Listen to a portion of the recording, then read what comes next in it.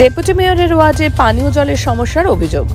প্রতিবাদে কলেজ শ্রাদ্ধ করে এক অভিনব বিক্ষোভ কর্মসূচি পালন করল শিলিগুড়ি সাংগঠনিক জেলা বিজেপি।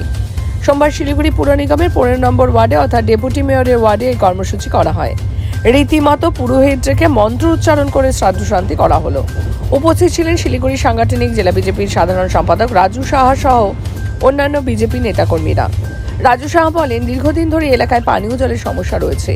15 নম্বর ওয়ার্ডের রাস্তার উপরের কল থেকে বেশ কিছুদিন ধরে জল পড়ে না, ফলে স্থানীয় বাসিন্দা থেকে শুরু করে অন্যরাও সমস্যায় পড়ে।